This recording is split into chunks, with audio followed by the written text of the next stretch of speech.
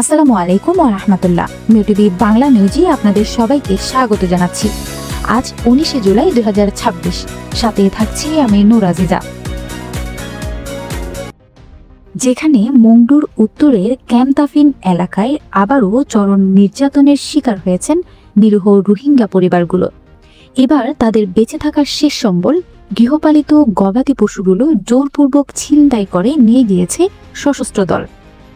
আরাকানের Maungdaw টাউনশিপের ক্যাম্পতাফিন এলাকায় এখন চলছে প্রকাশ্য লুটপাট।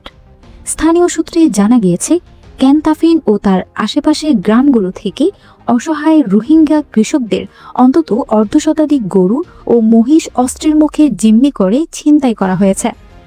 মাঠ থেকে ঘাস খাওয়ার সময় এবং কৃষকদের গোয়াল ঘর থেকে জোরপূর্বক এই গবাদি পশুগুলো ধরে নিয়ে যাওয়া হয়। রোহিঙ্গা পরিবারগুলোর অভিযোগ, বছরের পর বছর ধরে চলা নিপীড়নের পর এই গবাদি পশুগুলোই ছিল তাদের একমাত্র জীবিকা ও বেঁচে থাকার শেষ অবলম্বন। চাষাবাদ ও দুধ বিক্রি করে যে পরিবারগুলো কোনো মতে টিকে ছিল, তাদের সেই শেষ সম্বলটুকু কেড়ে নেওয়া হলো।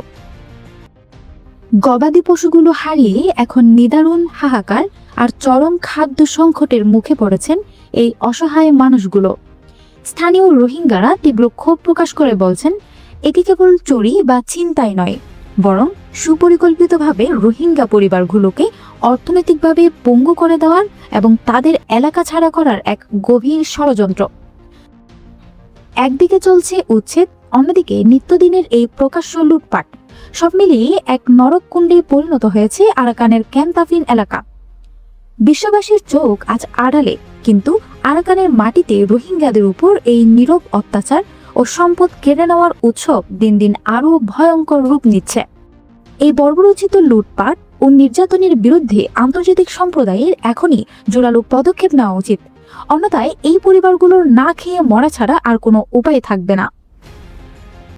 সম্প্রতি ঢাকায় আয়োজিত এক অনুষ্ঠানে বাংলাদেশে নিযুক্ত চীনের রাষ্ট্রদূত ইয়াওয়েন জানান, রাখাইন রাজ্য ও সামগ্রিক মিয়ানমারে বর্তমানে একটি সম্পূর্ণ নতুন রাজনৈতিক বাস্তবতার সৃষ্টি হয়েছে। তবে পরিস্থিতি যতই পরিবর্তিত হোক না কেন, দীর্ঘদিনের ঝুলে থাকা রোহিঙ্গা সংকটের একটি শান্তিপূর্ণ ও স্থায়ী টেকসই সমাধান খুঁজে বের করতে চীন তার পক্ষ থেকে সর্বোচ্চ কূটনৈতিক ও মধ্যস্থতামূলক সহযোগিতা চালিয়ে যাবে। বিশ্লেষকদের মতে, রাখাইনের অধিকাংশ অঞ্চল এখন আরাকান আর্মির নিয়ন্ত্রণে চলে যাওয়ায় প্রত্যাবাসনের সমীকরণ আগের চেয়ে অনেক জটিল হয়ে পড়েছে।